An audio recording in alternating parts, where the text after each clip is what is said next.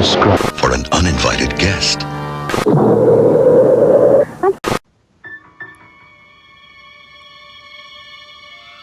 Are you nuts? Huh? Listen, I feel good about what I did. You put that bastard on trial. He should be on trial. Your job is not to take sides. What is my job? Please! Help me! Here! Nothing. Here!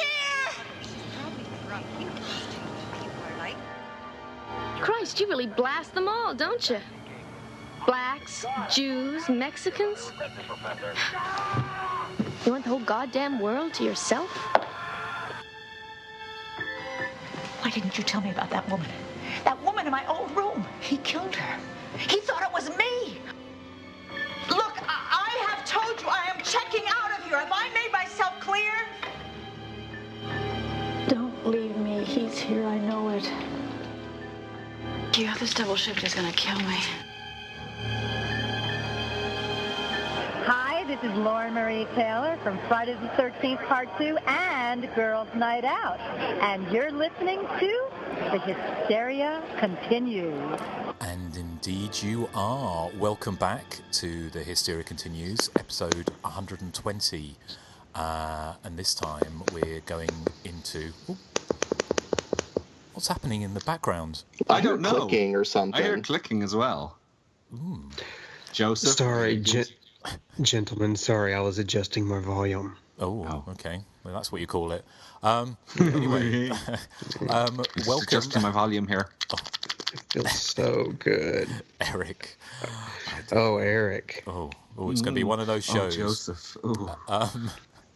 So we're going to be checking in and checking out this infamous video, Nasty, Visiting Hours, a Canadian slasher movie from 1982 or 81.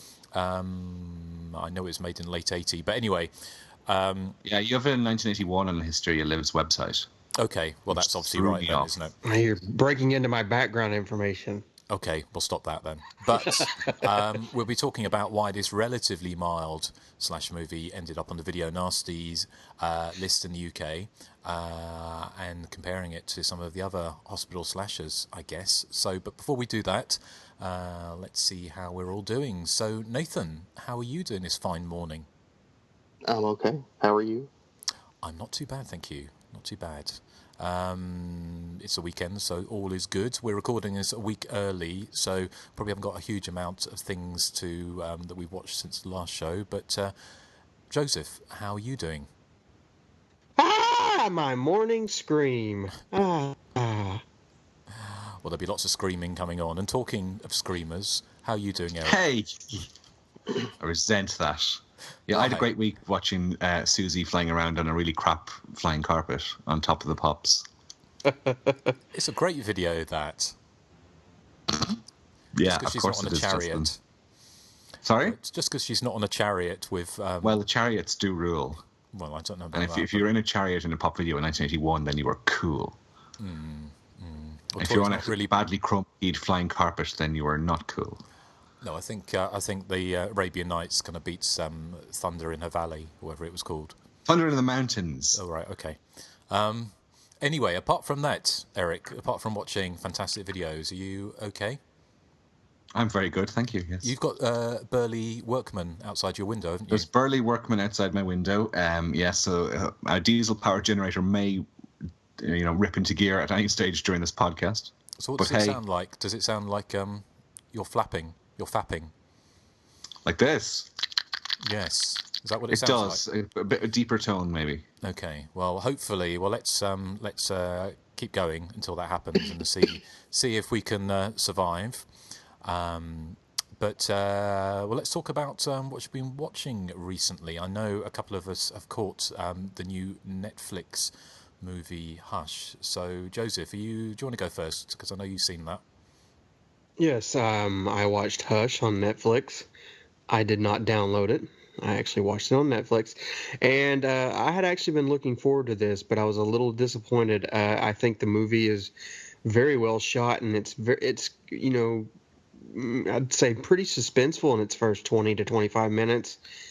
The problem is it really shoots itself in the foot by giving the killer a quote-unquote personality and removing his mask. I'm trying to avoid spoilers, but I mean, it happens so early. You're going to see it, in the first few minutes of the film anyway. After that, it really never recovers, for me at least. I just don't understand why they felt the need to not only give this killer a personality, but they cast this kind of the most non-intimidating guy they can think of to go on this killing spree. Well, I wouldn't really call it a spree, but you get my meaning. Not a terrible film, just a disappointment, so maybe a 4 out of 10. Okay, yeah. Have Erik and Nathan, have you seen it? I watched it as well, yeah. What did you think? I'd be a bit more generous. I'd probably give it a 6 out of 10. I do completely agree, though, that unmasking the killer so early is the big mistake. And the movie turns into kind of a home invasion film, which is not a genre I'm particularly fond of. So when it looks like it's going to be a bona fide slasher movie at the start, I was well into it, but then my interest began to wane afterwards. And the killer is kind of a non-entity in the end, and it would have been better to keep him, because the mask was quite eerie. It was sort of Michael Myers-esque, sort of this blank, pale face mask. So that was creepy, but when he takes it off, that's the scariness gone from the film altogether. But I thought it was pretty decent, well made, and I surprised something of that quality didn't make it into the cinemas, because I thought it was as good as The Boy or The Forest, or those type of ones I've seen recently. I think it was probably, wasn't it made for Netflix? I'm not sure. I'm not sure the background of it, but I thought it was. I thought the production qualities were really decent on it. Yeah. What about you, Nathan? Have you seen it? No, I haven't watched it yet. But this talk of it turning into a home invasion film is not making me really want to see it that much, because I'm like Erik. I don't really care for that particular subgenre, and one of the main reasons I don't care for it is I would say 90% of home invasion films, the bad guys win, and I don't like that. So, okay, well, we won't give anything. That bothers me. We won't give anything away. That bothers me about home invasion movies as well. Is that the bad guys constantly win? And it's not just the whole idea of the bad guys winning, because I like some movies where the villains have won. But what bothers me about home invasion movies is that's how almost all of them end. So, I mean, they've become predictable, because if I start watching one and I realize it's a home invasion movie, I'm like, okay, well, the killers are going to end up killing this family and getting away with it, because that's how all these movies end. And then I guess the filmmakers think they're being so original by, like, letting the villains win. But I'm like, that's not really original anymore. Yeah, no, fair enough. I mean, I kind of liked it. I probably agree more with Erik, but it's still a little bit ho-hum, bit kind of run-of-the-mill, especially considering that it comes from Mike Flanagan, who did the excellent Absentia and the interesting Oculus. I didn't even realize that was the director. Yeah. Absentia is just really good. I think this is a definite step down in my opinion. It probably, I kind of going to guess it may have been a job for hire. He may have directed for hire for this one, because I mean, if you haven't seen it, without giving anything away, the whole gimmick, I kind of guess, of the movie is that the woman, the main character, is deaf, so she can't hear what's going on around her. So the killer is able to kind of play with her in certain ways and do certain things without her realizing. But that kind of gimmick, it doesn't really carry the movie, does it? No. Well, the problem is that there's so many ripe opportunities for them to play with the deaf mute angle. Like they do it a little bit. Like there's instances where she's like on her laptop or something and he's right behind her, but they just kind of stop that and she basically knows that he's there. That could have really kind of amped up the tension just by kind of playing with that a little bit more, but they don't. Mm-hmm. Yeah, it's a worth a watch. It's certainly not the worst movie, and let's face it, it's a million times better than Bloodhook or Hollywood's New Blood. So we should be thankful. Oh my God, yeah. I feel like we're out of, it's like that Madonna song, isn't it? Is that we're out of the wilderness now? We're kind of. I made it through the wilderness. So we're having a little break from listener picks. As much as we love you, I quite loved Bloodhook. Yes. Well. Yeah. Yes. Well, you are Nathan. Yeah, you are Nathan, and we love you for it. But sometimes we need a little bit of sustenance. We need something a little bit better, don't we? Yes. We do. We do. So, but thank you, Joseph. Anything else you've been watching last week? Yes, I saw a found footage slasher film called The Burningmore Incident, and this is a little, well, I wouldn't say infamous, but it was made around 2010, and it got a little bit of publicity for having, I don't know if you two will be familiar with them, but it's starring Jeff Tate from Queensryche as the killer.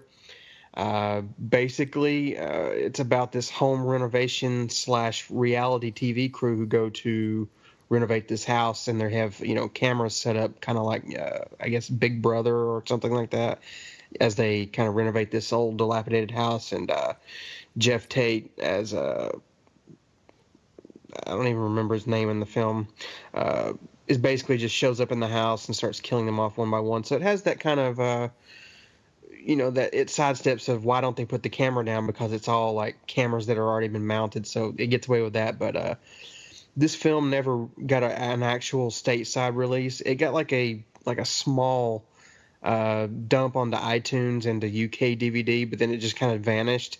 And it took me like 6 years to find a copy. And I can understand why it vanished, because it's pretty awful. I kind of wonder why they cast someone. I mean, he's not, I wouldn't say he's super famous, but he's a name, at least in the States. Why they cast someone like, say, Jeff Tate or anyone, famous, because you don't see who it is. It's like the only time you ever see the killer is like grainy footage. And so that's kind of like inexplicable. And I think just the characters are just bafflingly, absurd and annoying. It's basically a bunch of, I'd liken them to like Joe Pesci impersonators, like, fall Italian accents, going around, fixing a house. It's just very boring, and all the kills are the same. Just basically someone wanders into a room, the lights go out, and then the lights come back on, and he's standing there, and he hits them with something, and then it cuts to the next scene. It's just over and over. So I guess I can understand why it kind of just vanished into thin air back in 2010. But I was very disappointed, because the premise sounded interesting, but it was just a huge letdown. Okay, well, I've not seen that. Sorry, I misheard you. I thought you said Jeff Capes, who was no, it's Jeff Tate from Queensryche. That would have been the first killer shot putter, perhaps. Was he not a wrestler? He was a shot putter, strongman, and professional Highlands games competitor. Right. I would have thought he'd been right up your alley. I'm sorry. Yeah. Speaking of sports-related slasher films, did either of you see that trailer for Field of Screams? Yes, I have. Really good. Yeah, it looks pretty interesting. But I don't know what it is. It's a modern movie it's a throwback, isn't it? Yeah, that's what I thought. That's what I think. I mean, I just found out about it like just kind of through secondhand. It really does kind of look like an old school trailer, though. Yeah, it does. Yeah. It's one of those ones where they filmed the trailer to try and raise the money for the movie. Okay. So it's that's why I read there's they basically filmed the trailer. So it's kind of I don't know whether or not the film's going to be exactly like that, but yeah, they've kind of done a faux trailer to raise money for a film. I imagine it would probably take a lot of money to sustain that kind of attention to detail. I mean, because it really does look quite 80s. Yes, no, it does. It looks really good, but yeah. So I think there is a fundraising or a crowdfunding page for it, but which I think if you Google search, you'll find. So, okay. Cool. Okay. Well, thank you, Joseph. Erik, how about you? Well, I've been quite busy this week hanging out with Jeremy Irons and stuff. Oh wait, that was you, Justin. Well, I had pizza in the same restaurant as Jeremy Irons.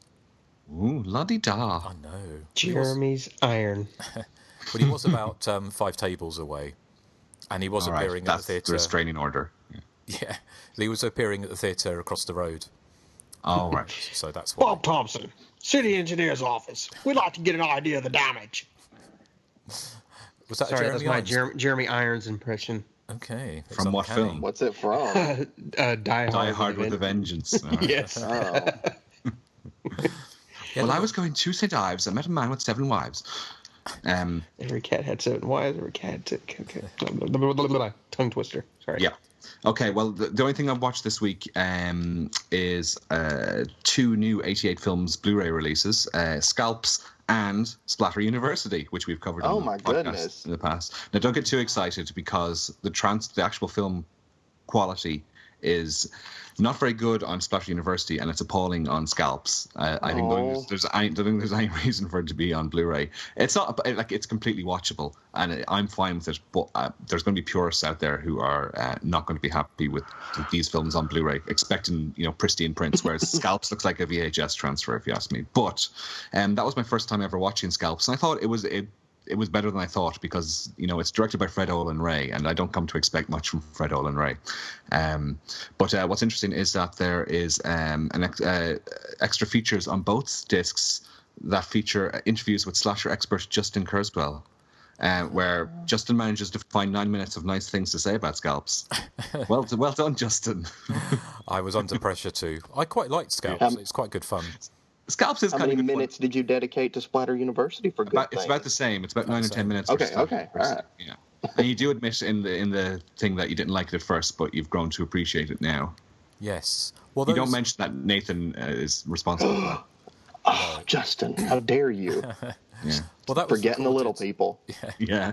That was both of those are recorded when we had the monumental meeting, historic meeting. Yes, I remember that. It was when you were in Manchester. Yeah. Yeah. So, but no, they're actually really good. I would recommend picking up both films, even though they're not pristine quality prints. They've got lots of extras on it. I mean, there's a commentary track on Splatter University, including even though it's not advertised in the back, it includes Forbes Riley as one of the commentators, and there's a commentary track again on Scalps and that. So well worth picking up. Even I still think Splatter University is quite fun. I remember when we watched it for the podcast, I was thinking this is going to be awful, but I remember thinking, this is actually kind of silly and fun. I love the dancing in it. That's my favorite part. Scalps. Yeah, as I said, it delivered more than I thought it was going to be. I love that mechanical lion thing at the start, with as you refer to it, Justin, quite comically in your in the featurette you do, that it's trying to be like Billy Idol with curling the lip. Yeah, but it's only meant to be seen for about 2 seconds, wasn't it? And then they showed it for about 5 minutes. This kind of yeah, I know. Yeah, it's very funny. Yeah. Simple animatronic lion head, which didn't really make much sense anyway in the context of Indian burial ground. Not at all. No. I'd like to cover Scalps on the show one day, and also Ghost Dance. Maybe they make a good double bill. They would make a good double bill. Because Ghost Dance really doesn't get the love at all, does it? I mean, you hardly ever hear anyone talk about Ghost Dance, but I think it's quite an effective little slasher movie from 1980. And Breakdance, which was a movie from 1984, was called Break In the States. But we should cover that as well, because it's brilliant. Has it got any slasher? It's got Lucinda Dickey in it from Ninja 3 and Cheerleader Kim. That might be a little bit too tenuous, perhaps. Okay. But Flashdance? Slash Dance? No, maybe. Flash. No. No, we're not. Guarantee you, we're not ever covering Slashdance if, as Nathan says, it's worse than Hollywood's New Blood. I would. I mean, I'll tell you guys this: I'd never pick it as a choice. There we go. Well, there we go. My goodness, that speaks volumes. Yeah, it does speak volumes. So, okay, well, thank you, Erik. Anything else? No, that was it. Yeah. Okay. Well, Nathan, how about you? Unfortunately, since it's only been a week since we last recorded, I have not had a chance. I'm planning to watch some horror tonight because my friend Melissa's coming up, and we're gonna, pick a few horror movies to watch. But so I'll have them to talk about next time. But the only thing I've been watching is Unbreakable Kimmy Schmidt. Okay. Right. So I haven't seen any comedy. Of that. Is that good? Oh, I love it. I mean, it's really silly and over the top, ridiculous, but I mean, I think it's a lot of fun. Cool. Okay. Right. Well, thank you. I've not really watched much apart from Hush. I picked up some cheap. Arrow are doing have got a sale on at the moment, so I picked up Contamination.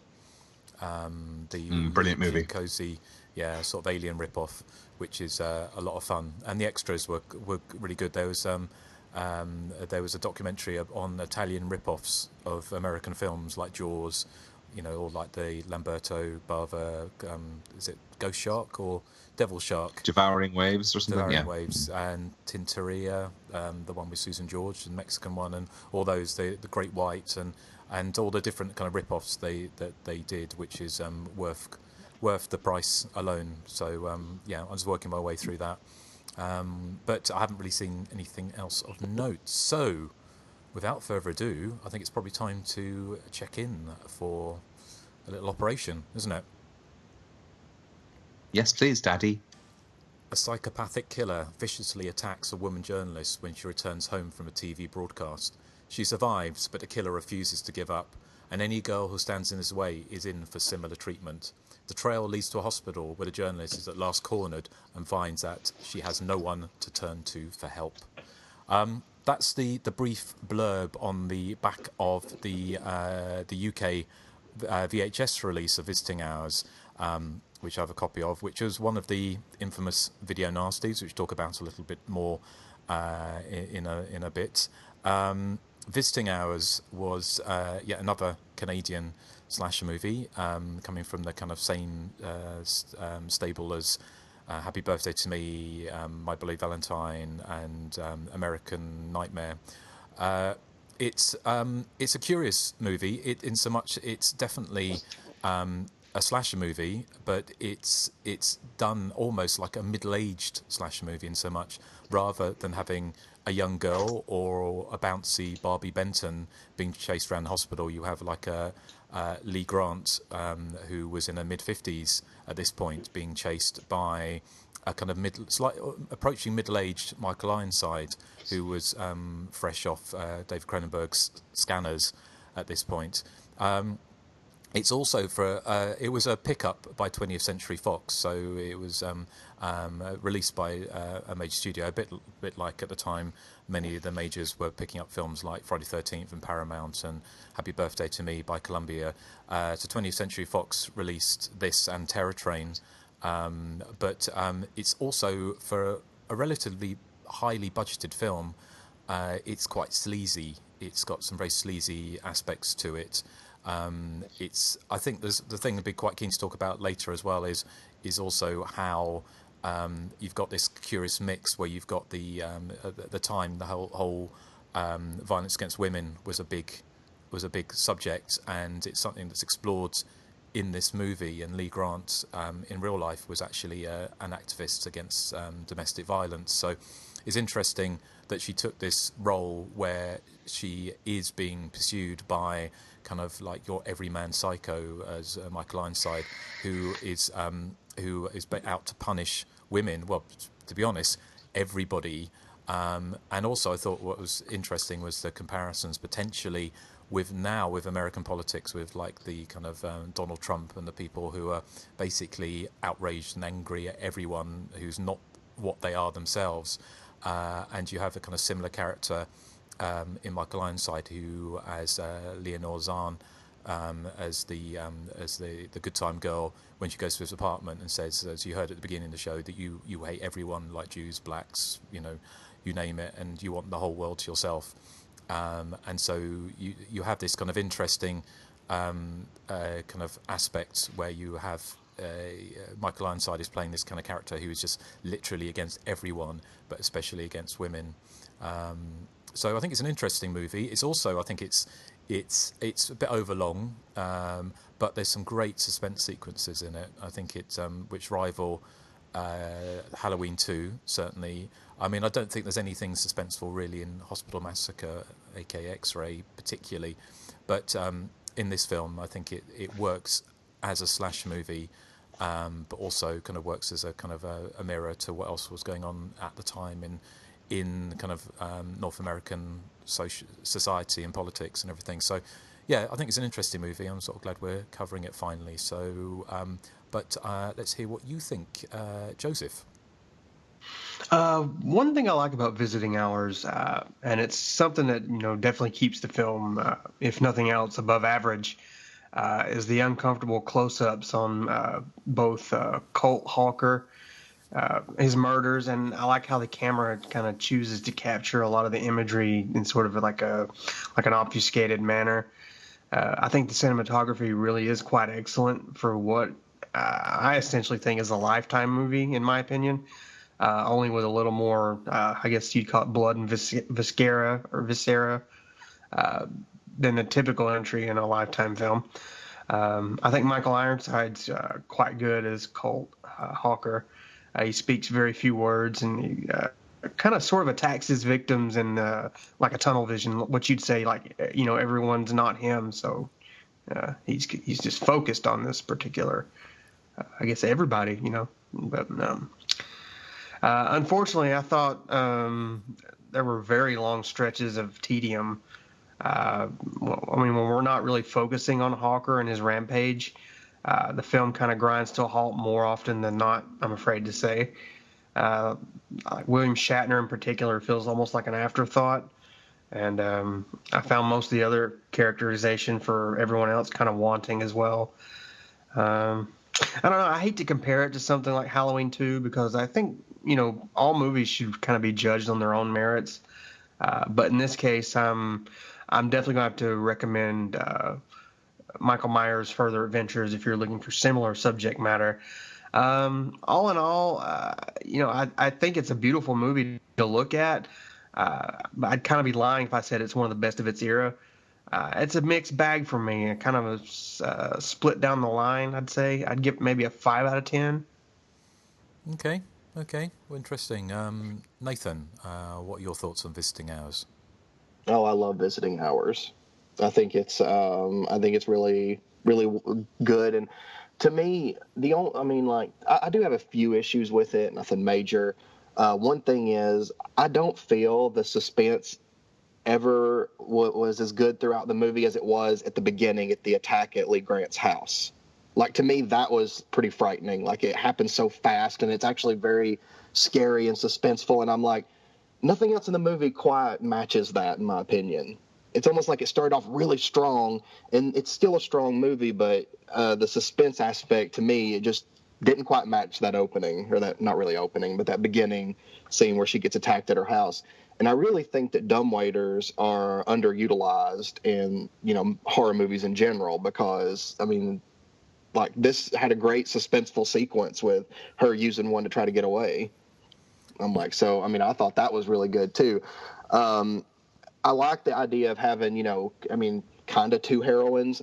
Lee Grant is the main one, but I kind of like that we, had that. And I guess one thing that kind of I didn't enjoy as much about Visiting Hours is the body count. It's not extremely, not extremely high. And to me, like, I guess I much prefer like huge body count slashers. I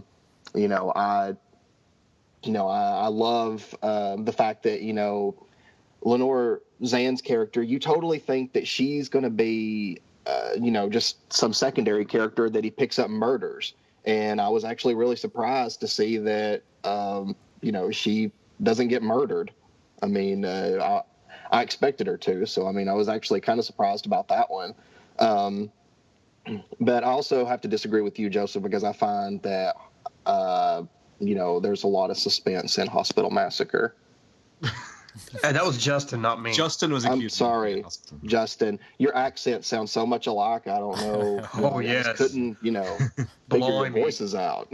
Blimey.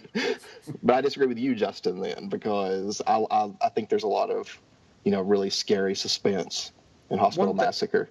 One thing, Nathan, the scene with Lenore Zahn in his apartment, I really do love. It kind of reminds me of Maniac in a way, where they have these uncomfortable close-ups of what he's doing to her, and on her face as she's just basically sitting there, just not really fighting back, and it's very uncomfortable. It's very sleazy and misogynistic, but it's kind of unusually striking in its own kind of way. Yeah. That particular scene, anyway, is what I mean. Yeah. Erik. I'm a big fan of the movie. I don't want to make it seem like I'm not. To me, Visiting Hours would totally, for me, be, a 7 or an 8 out of 10 is probably what I would give it. Okay. Right, well, thank you. Eric, what are your initial thoughts on visiting? Well, it was refreshing to actually sit back and watch an actual film with a plot and acting and stuff in it this week. Professionally well made. I don't think the result in the end is a masterpiece by any means, but it feels like one next to Hollywood's New Blood and Bloodhook. The main beef I'd have with Visiting Hours is that it is overlong, which I think you mentioned as well. It's 105 minutes, and slasher movies really need to be a taut 85 minutes, in my opinion. And also, as Nathan and Joseph have pointed out, it opens with a bang. It opens the way a lot of slasher movies end, and it's really good. But then there's no suspense really for me throughout the rest of the movie. Again, I've said this many times in the podcast, I prefer mystery killers who are masked, much like in Hush. If Michael Ironside had been going around in a sort of mysterious mask killing the people, it would have been brilliant. It possibly could have been as good as Halloween 2, but as it is, it's nowhere near as good as Halloween 2 in my opinion. I did like the cameo, the Friday the 13th cameo in it though. Did anyone spot that? Where Adrian King's hair comes back to make a guest appearance atop Lee Grant's head. Yes. Yeah, and the mother from Nightmare on Elm Street, what's her name again? Ronnie Blakely. Ronnie Blakely. Yeah, her acting style kind of matches Ronnie Blakely, in my opinion. Sorry. She's awful in this. I'm sorry. I like Lee Grant, but I thought she was terrible in this. I don't think she's great either. She's doing real sort of soap opera acting in this. Yeah. And the weird thing is, you get the impression from the film that Lee Grant and William Shatner were only there for maybe 3 or 4 days, because it starts off with them and kind of ends with them, but in the middle they disappear into the background kind of, and it focuses more on Linda Pearl and my favorite character, as I'm sure I shared this with Nathan, he was mentioning her, is Lenore Zan as Lisa, who arrives with large crimped hair and crimped hair is what I was about to say. And her neon pink jeans. And I just like the way she's feisty. I mean, she gets a beating from Michael Ironside, but she doesn't, she goes back for revenge. And also she's a catalyst, really, in helping the really, really crap police force in this town to identify who the killer is. But mainly I like her because she's got big crimped hair and neon jeans.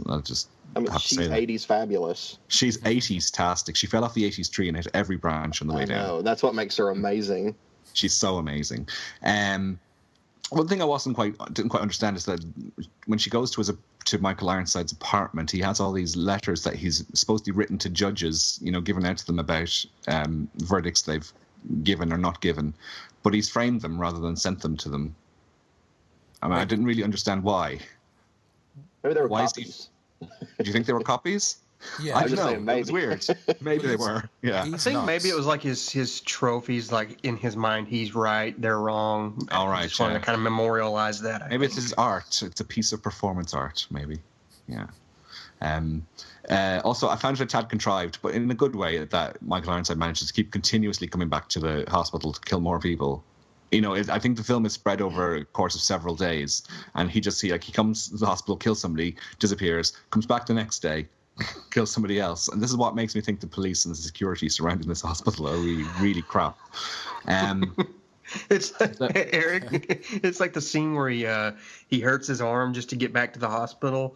He keeps finding ways to get into the hospital. I just thought it would kind of be funny if he just walked in and said, "Hey, can I use your restroom?" Well, that would have been his next move, surely. Yeah. One of the things I do love about Visiting Hours, though, is the advertising campaign, which is it's an exterior shot of the hospital, and the lights of certain rooms are on and some are off, and it forms the shape of a skull, which is used as the poster art and also used in the trailer. I thought that was really effective.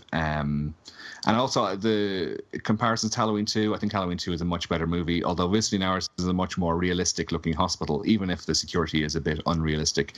At least there's other people and other patients in this hospital.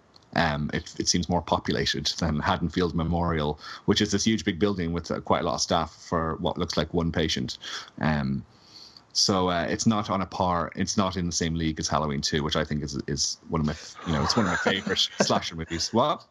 I can answer your question there. In Halloween 2, which is a stateside film, there's no patients there because they can't afford health care, whereas Canadians' health care is free. There we go. So that's why there's a lot of patients there. There you go. It's a political statement. God, there's so many layers. There's layers. Slasher movies, yeah. It's better than Hospital Massacre. But I do. Now, Nathan, calm down. I do like Hospital Massacre. I do like it. If I'm honest, not sure. Yeah. If I'm honest, I think Hospital Massacre is not a better film, but I think it's a little more entertaining. Maybe I'll agree with that. I can see where you're coming from with that. Yeah. Hospital Massacre is a lot of fun. I do disagree with Nathan that there's a lot of suspense in it, though. But I don't think a lot of suspense, but there's a few scenes that really got me in that movie, even if they are kind of silly in hindsight. There's better boobies in Hospital Massacre. I'll say that. I will say this: I was looking at Justin's review, and I mean, the body count is 8. And I'm like, why am I thinking that there was so few? And then I kind of was looking at it and I was like, oh, life support turned off. Life support turned off. I mean, like, the deaths aren't really spectacular. So maybe that's why I thought there was a lower body count. Yeah, the goriest scene in the film, I think, is where Michael Ironside deliberately cuts his arm, or he throws his arm down into a pile of broken glass. And that's quite gruesome and gory. But, I mean, the deaths themselves aren't that... unless I miss something, aren't that gruesome.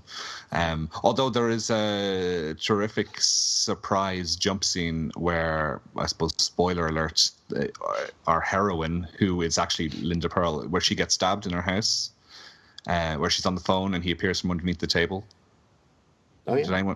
Did anyone think that was an effective scare? I thought it was. Yeah, I mean, I really like that scene just because before it happens, I mean, I kept wondering, like, okay, something's going to happen, but what? And that kind of builds the suspense. And there is, because there's a lot of POV camera work at that stage. So you keep thinking he's sort of hiding, you know, in the next room or behind a door or behind a curtain or something, and then he appears from underneath the table. So, yeah. I like how in most of these slasher films, they use a cat to kind of give a false scare. I think might be the only one that uses a parrot. Yeah, I noticed that. Yeah. That was kind of interesting. Yeah. I wonder if that parrot can flush your toilet. Squawkity, squawkity, squawkity, squawk. Yeah, anyway. Okay, they're my thoughts. I think it's a good movie. I think it's just a bit overlong. Prefer a Mask Killer and not as good as Halloween 2. Thank you. I would agree. I think I've mentioned it many times on the podcast before, but I remember I'm so old, I saw the trailer for Visiting Hours at the cinema. That is old. Yeah. It was in front of some Disney movie, bizarrely. But it had quite the impact on me, as you can imagine. It was that, and with the classic thing of the hospital with the lights turning off and coming up with a skull. So probably quite inappropriate in front of a Disney movie, but it had a lasting impact on me. So that's why I think I've always had a bit of a soft spot for the movie. A couple of other things I liked. I liked the sidekick, Linda Pearl's sidekick in this, who gets killed quite early on, which is a shame. But you know, when she's always rating her dates. And she said that one of them was she rated as a 1 or something because he cried in bed, which I imagine you know all about, Erik. I was going to say, was she talking about you? Too late, Erik. But no, I win. No, I don't think you do. I think it is a bit of a schizophrenic movie. Why don't you go off on your flying carpet, Justin? Oh, your stupid flying carpet that doesn't move. It was 1981, Erik, as is this movie, wasn't it? Was it 1981? Yes, 1981. The video box I got here says 1983, but that must have been when it came out. We'll talk about why... should we talk a little bit why, the whole video nasty thing? I mean, why on earth would this have been identified as a video nasty, really? Because there's nothing in here that approaches anything like zombie flesh eaters or absurd or any of the kind of the gore effects. I think I know why. It's the sleeves you were mentioning, I suppose. Yeah, it's the uncomfortable close-ups of him doing bodily harm to women. It's not bloody, but it's very voyeuristic. I'd say that's probably why it got inclusion. I mean, I'm sure it is, because there's also comparisons with Michael Powell's Peeping Tom, isn't there? Because that whole thing that he takes photographs of the women as he kills them, or because he's got that kind of skull in kind of montage of photographs, isn't he, in his closet, of the skull of all these, of some of the victims you haven't seen, like an older woman. There's also the kind of, it's a bit of a throwaway thing, isn't it? But this idea that he was made a monster by the abuse he suffered by the hands of his father.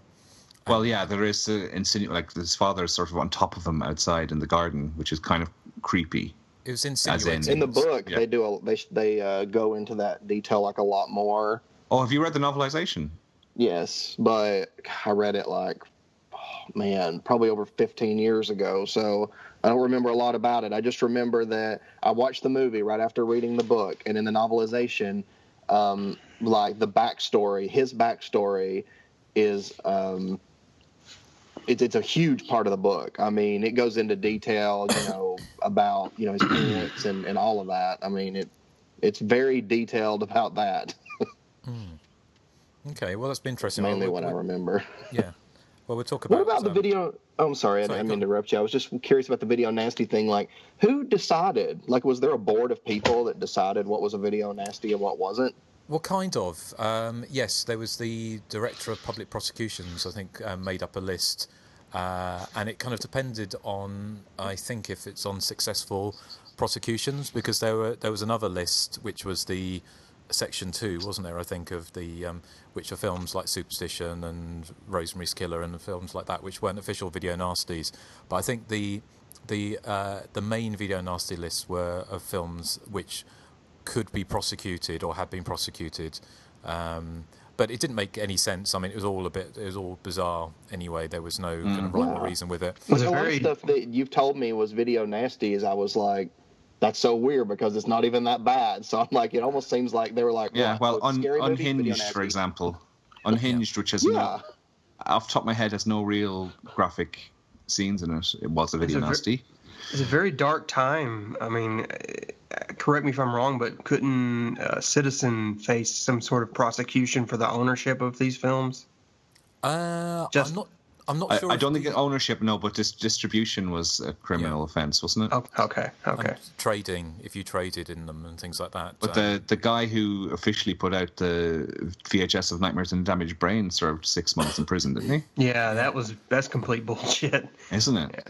Yeah. I mean, it's difficult. I mean, looking back, because I mean, the majority, excuse me, of video nasties now are released uncut in the UK. Apart from mostly, it's the films that have got the cannibal films that got real animal violence, which are still cut, which I think is fair enough. But I think the majority of video nasties are released uncut here now without any, hoo-ha at all. But I think it was kind of for companies that put the films out, because 20th Century Fox put this out, and it was put on CBS Fox Video in the United Kingdom on video. So I think they were probably mortified, a bit like Thorn EMI were when The Burning was sort of taken as a video nasty as well, that these big corporate respectable companies were caught up with the likes of Cannibal Holocaust and Absurd and Zombie Flesh Eaters and on the little labels like Vipco and things like that. So it was kind of a tumultuous time really back then. We'll get into more background about it in shortly. But one thing I did want to mention, which I couldn't quite work out, obviously during the climactic chase scene, why were there dogs in the basement? Anyone realise why there were dogs in the hospital? Was it Scooby-Doo trying to solve the mystery? It could have been. It's kind of like asking why in Slaughter Hotel that psychiatric hospital has all those medieval weapons. Yes. You just kind of go with it, I guess. No, I know. Or why in the video for Arabian Nights, Susie's on a really, really crap flying carpet. It was called Irony, Eric. Look it up. But also the other thing that dates it, of course, them smoking in the hospital as well. Which, I mean, you can't smoke anywhere indoors. Smoking anywhere, yeah. No, yeah, Justin. I don't smoke, Eric, anymore. When I met you in Manchester, you disappeared every 5 minutes for a cigarette. Yeah, but that was a long time. I haven't smoked. No nicotine has touched my lips for almost 6 months. 6 minutes. Months. Eric. Anyway, we won't talk about what's been touching your lips in the last. You guys are. I did think it was funny when William Shatner, Lee Grant goes to the window, opens the windows from fresh air, and he says, "Close it, you're going to catch pneumonia," even though she's only been there for like 5 seconds. But then, of course, I remembered it was Canada, so maybe he had a point. There's also some kind of nice symmetry with William Shatner in this because, of course, William Shatner was the Captain Kirk mask was used for Halloween, wasn't it? Yes. So it was kind of quite a nice kind of symmetry to have him in this. Although he is a bit of a, I don't know, his character is a bit superfluous, isn't it? Really. Completely. It's like Nathan said, it's an afterthought, or was it Joseph said it? Yeah. Yeah, I said that, and I think the reason why he's essentially in the film because if I read correctly, I think he was originally cast in the Cold Hawker role, but they preferred, kind of Ironside's more just kind of bug-eyed unstableness to William Shatner's kind of. I can't imagine William Shatner mannered histrionics. Yeah, I don't see him as a villain. Can you imagine how camp that would have been to have William Shatner covered in makeup and all her jewels pinned all over him at the beginning of the movie? I'm going to kill you now. There's something on the wing. That would have been. I like William Shatner. Okay, I don't. Yeah, no, I do as well. I think but he wouldn't have been very effective as the killer in him. He's actually, I mean, for what little runtime he has, he's actually kind of good in this. He's not like over the top or anything. He's kind of subdued. Yeah, but he's very superfluous, as Justin was saying. He serves no purpose to the plot. Yeah. So, yeah. Well, any other thoughts before we go on to background? Not off the top of my head. Was that guy who got the sort of rubber ball shoved in his mouth? Was that Groucho Marx? Yes, he was still alive and well in 1980. Okay, well, shall we move on to some backgrounds? Who would like to go first? Joseph? Yeah, I got quite a bit here. Apparently, the production dates were August of 1980 through October of 1980. It was a 2-month shoot. The budget, I believe, in Canadian dollars was $5.5 million. In the States, it grossed $5.2 on its opening weekend on 1,100 screens. And its cumulative gross overall was 13.2. Those figures may be a little off. It's just what I did through research. Apparently, I'd never noticed this, and I'll have to go back and watch it, but the 2-part episode of Seinfeld called The Trip apparently pays homage to Visiting Hours when Kramer visits the actress. Apparently, she's made up to look exactly like, I think, Lee Grant's character, and this particular character on the Seinfeld episode talks about movies she had done. And people, from what I've read, people swear that it's a Visiting Hours homage. Like I said, I haven't seen that particular episode in years, so I'll have to go back and check that out. But there's that. Director Jean-Claude Lord didn't really go on to do much else stateside. He did a lot of made-for-TV stuff, but he did do a movie I like a lot. 1986's The Vindicator, which is basically kind of a pre-RoboCop Terminator kind of clone. Kind of bad, but very entertaining. I would suggest checking that out. Let's see. The limp that Michael Ironside sports at the end of the movie was real. Apparently, he broke his ankle on the first day of filming, so why he wasn't limping throughout, I don't know, but that's just what I read. Let's see. Star Michael Ironside was cast as Cold Hawker, partly because he had given such a sinister performance in David Cronenberg's Scanners from 1981, which was also from the same producers of Visiting Hours. So I think Justin might have mentioned that earlier in his thoughts. Okay. This was the first of the UK's infamous video nasty films to be aired on television. The ITV network aired the film uncut in 1989, and subsequently the network received a fine from the Broadcasting Standards Council. It's the first English language film directed by French-Canadian director Jean-Claude Lord, and I believe, one of his last. First of 2 movie collaborations of actor Michael Ironside and director Jean-Claude Lord. The second was around 7 years later with 1989's Minefield, so I guess he did do another one. The movie's Visiting Hours title logo, printed in white lettering, colored the letter R in red to evoke blood, and shaped the character as well with a long serif crossed with a line to evoke both an injection syringe and an intravenous drip. The film's French title is Terreur à la Hospital Central. My French is terrible, sorry. Which translates to The Terror of Central Hospital. Really? Wow. Yeah, apparently. And that's all the background information I have on it. Okay, well, thank you, Joseph. Nathan, how about you? No. No? Okay. All I had was the book. Okay. Well, that was good. Yeah. That was good. Thank you. What about you, Erik?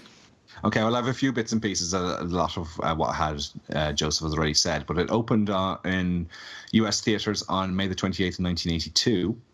It went straight to number 2. Behind Rocky 3 that weekend. It was shot under the title The Fright, which is a very nondescript title. Visiting Hours is much more tells you a lot more about the film. Jean-Claude Lord, as you said, he went on to make The Vindicator. He also made a 1989 movie called Minefield, also starring Michael Ironside. I remember renting this on VHS back in the day. I think it's a kind of a telepathy-based sci-fi movie, so it has kind of Scanners-type similarities.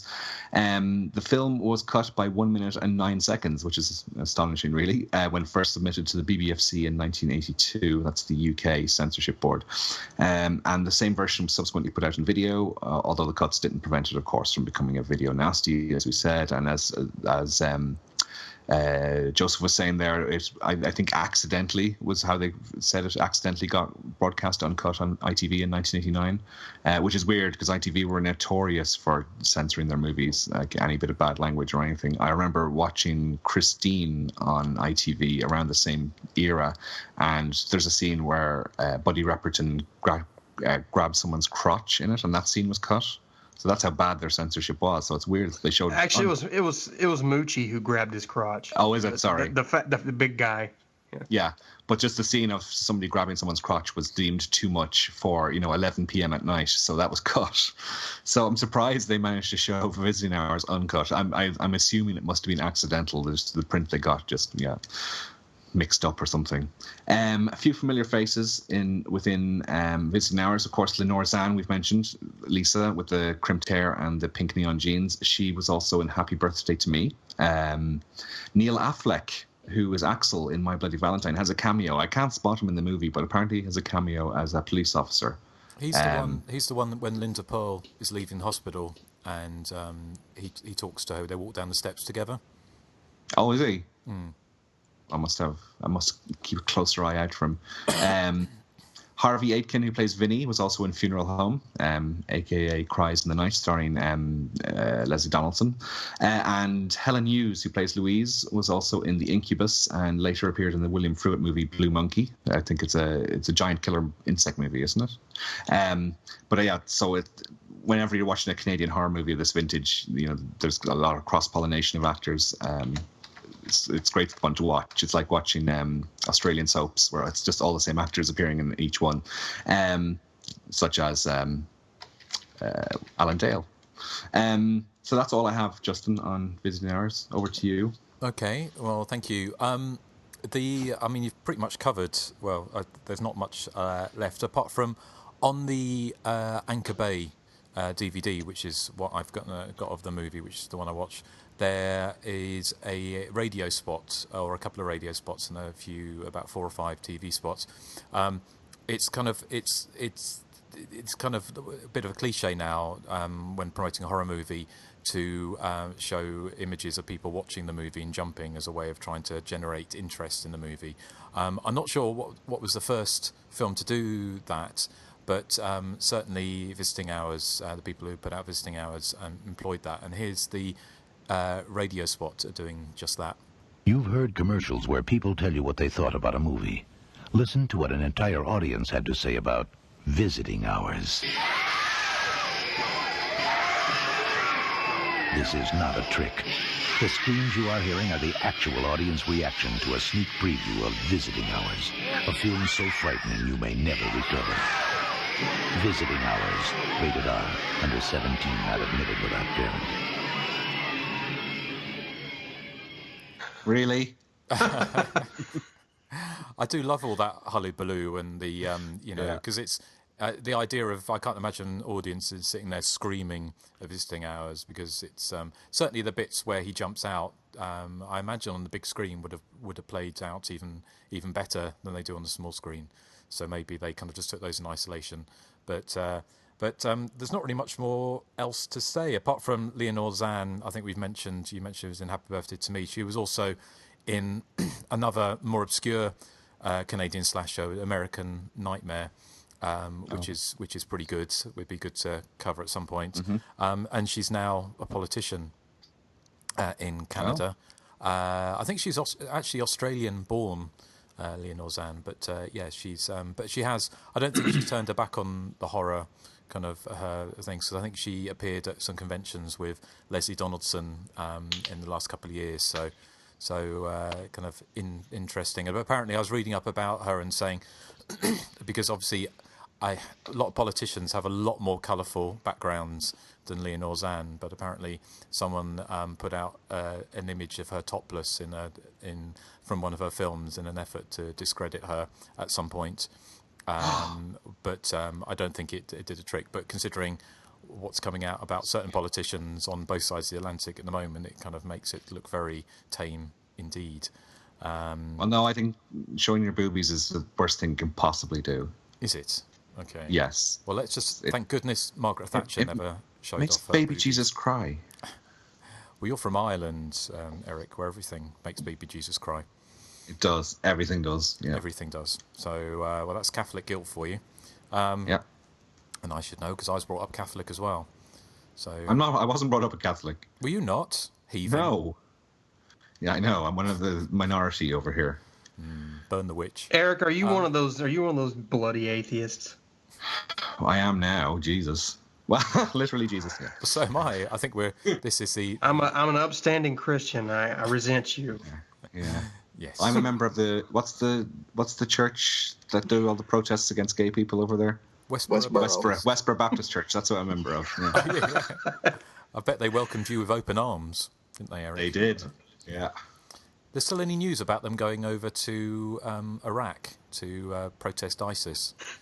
Oh, they do. Yeah, that would be hilarious. Somebody needs to protest against ISIS because they're very bold. They are, but I would love to see that. That would. I think people were offering to pay their airfare, which I would certainly chip in for. But so I think that is pretty much visiting hours. I don't think there's anything else left to say. But what we could do actually is let's tell you how to get in contact with the show if you want to let us know what you thought about visiting hours. But after we come back, Joseph, will you read out what people have said on our Facebook page? I will. Okay, we'll be back in a second. Be sure to search for and like us on Facebook. Follow us on Twitter at THC_podcast. Our voicemail is 858-233-9281. And you can email us directly at the.hysteria.continues@gmail.com. Okay, Joseph, do you want to read out some feedback from the Facebook forums? Sure. We don't use Twitter. Anyway, let's see.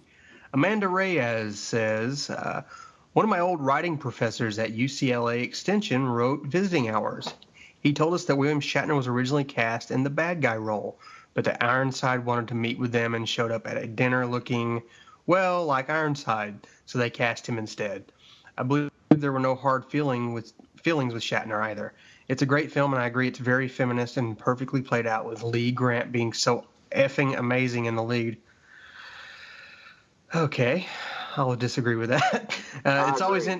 It's always interesting when you see quote unquote slasher type films with mature characters in the lead roles, like this and The Fan. There's something about stalking strong, well-placed, and successful characters and watching them not take shit that resonates with me. I want more. Also, Linda Pearl was never more beautiful. I love this one. That was from Amanda Reyes. Chris Thompson says, you guys are best chums with the folk at 88 Films, so tell me, are there any plans to bring this gem to these hallowed shores anytime soon? Really can't believe it's still not available on any format here. Justin, would you possibly know anything about that? What's that? It's not available anywhere in the UK, I assume he means, is it? Yeah, I'm wondering I think he just wants to know if 88 Films or maybe anyone else has any plans for a release. What visiting hours? Not that I'm aware of, but probably because it's probably still owned by 20th Century Fox.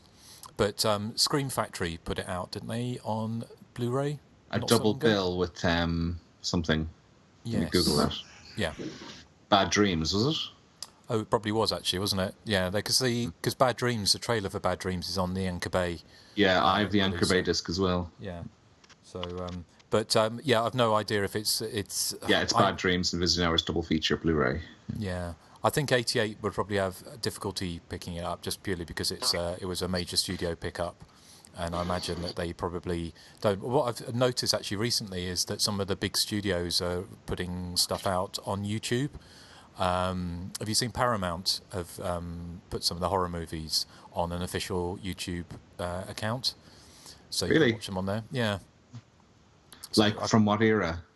I'm trying to remember actually which ones they. 70s and 80s. I noticed a lot of those films. All right. Yeah. I'll just have a look. If you keep reading stuff out, Joseph, I'll have a quick look to see what's on there. Okay.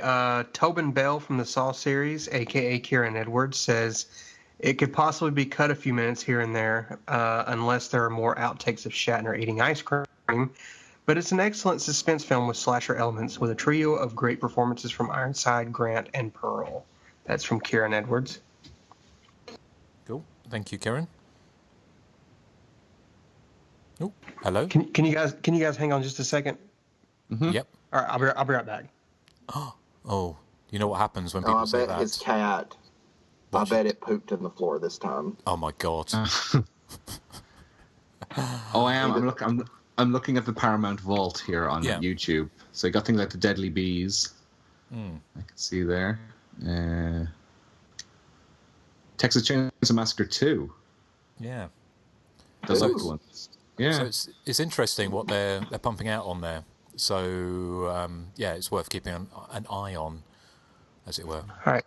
Sorry, guys. Anyway, just whenever you're ready, I'll jump back into it. No, we're ready. Well, I'm going to keep this all in because it adds the magic of the Hysteria. The magic, yeah.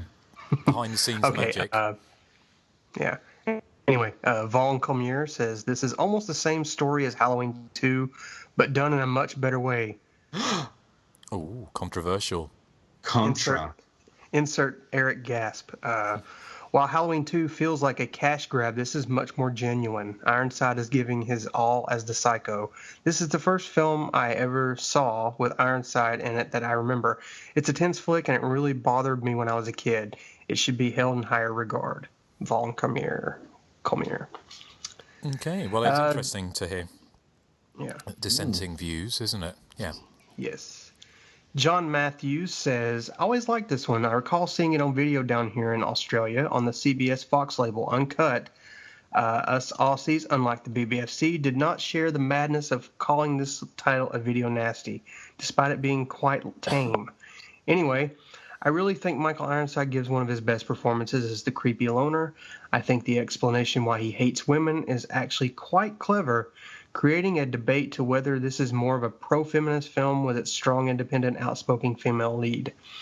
Don't want to sound too patriotic referring to Australia, but Australian actress Lenore Zahn makes a quick appearance being brutalized by Ironside. She has been in quite a few Canadian slashers of this time. A decent amount of gore, good pacing, brilliant performances, and you've got one of the more underappreciated entries of the golden era. Cool. Okay. No, thank you for that. One of our mortal enemies, Ara Alishan, although I think his brother Mike might be more on the enemies. No, we're just kidding, Mike and Ara. We love you. He says, I'll be honest, this isn't a movie I revisit very often, as there is a little fun to be had in the Hospital of Horrors. I understand that this may not be a very popular opinion, but there are times where visiting hours feels more akin to one of the Lifetime channel made-for-TV thrillers. I would agree with that. My wife tends to watch than an actual slasher film. Having said all that, I absolutely appreciate the feminist message presented here and have nothing but respect for everyone involved. Let's see. Torsten Fail, I hope that's his last name. I've never caught this one. It's one of those black holes in my watching history. We'll have to use Eric's special ordering, in quotations, service to catch up before listening. Ha ha ha. See what he did there. Yes. What? Brad, Is he talking about Amazon? Amazon is what he yeah, means. that's exactly. Yeah, Amazon Prime or whatever it is you use over there. Brad Yasuda says, hopefully you'll mention the fact that Lenore Zahn is now a politician in Nova Scotia, Canada, and I think we did. We did, yes. Yes. And that she had her boobies used against her. Just like you. Ben. Somebody shushing me.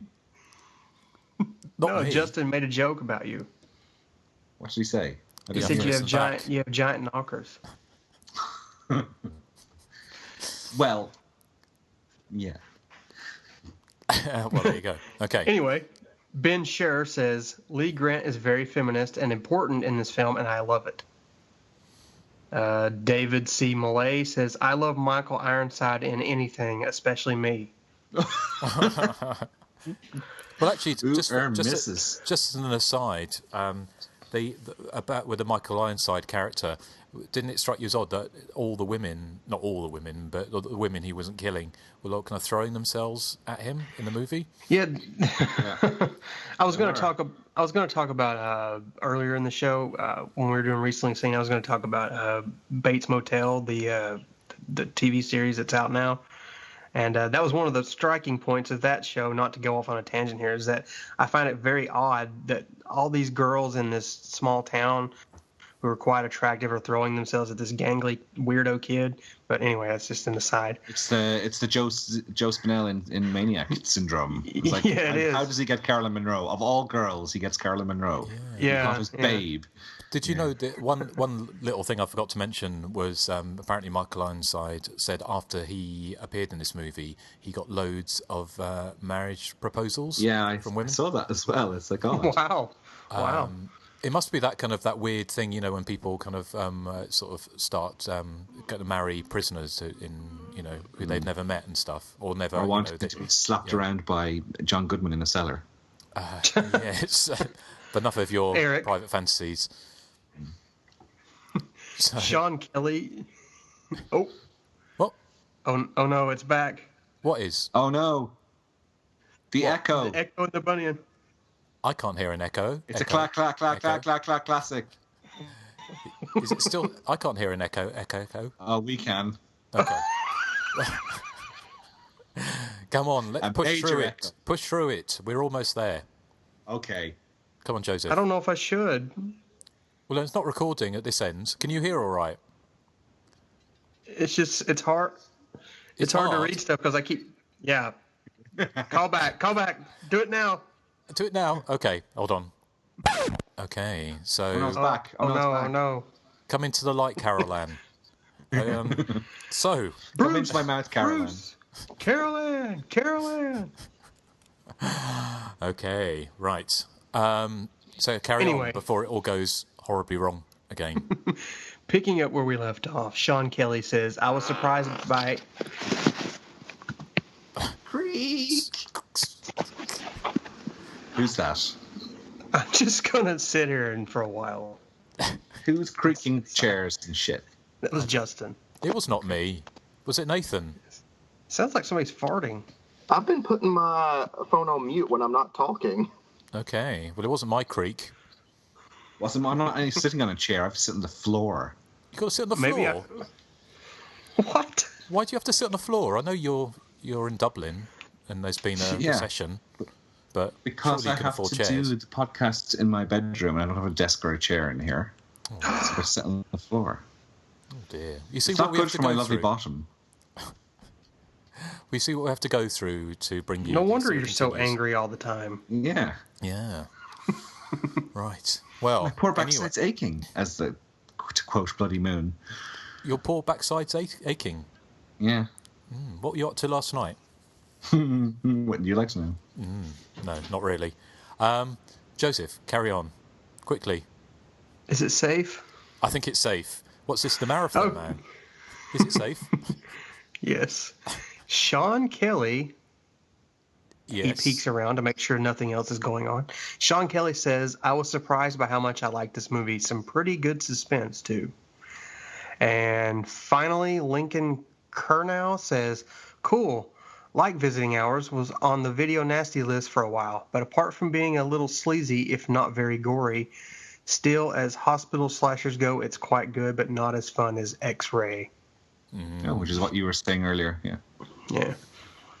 Cool. And that's it. Well, thank you, everyone who wrote in for that. I don't think we've got any other feedback, have we? Or have we? No, it's only been a week, so no one's really written in. Yeah, it's only been a week. So, but do write in, because we always like to hear from you. And it's always a good way to, if you want to talk about the movie, and we're going to talk about what we're going to be covering next time shortly, then we'll put that up on the boards, won't we, to get some feedback. In fact, why don't we talk about it now? Is it your choice next, Erik, isn't it? It is my choice next, and again, we're going off-piste with the listener picks. So we've done 7 Friday the 13th, or no, we've done 8 Friday the 13th. We've done 8 Halloweens, 7 Halloweens, but we've only done 1 Nightmare on Elm Street. So I'm going to fix that, or redress the balance. So there's time for the Jesse to come onto the phone, and Freddy's Revenge is our pick for next week. Excellent. And I'm looking forward. I haven't watched it in a few years. I'm looking forward to watching it again. Fantastic. I should probably make it a point to say that there is a Friday the 13th coming up, but since our schedules are kind of tentative, we may or may not do Friday Jason Goes to Hell this year. You would like that, wouldn't you? I won't be sad if we miss it. If we miss it, we're sorry. We'll do it next year, or we'll do it the next Friday the 13th, but we may end up getting to it. It just really depends on our scheduling right now. Okay. Well, we've got a couple of commentaries coming up as well, haven't we? So we need to factor all that in. And as I likened it earlier to trying to record this podcast, it's like an episode of 24.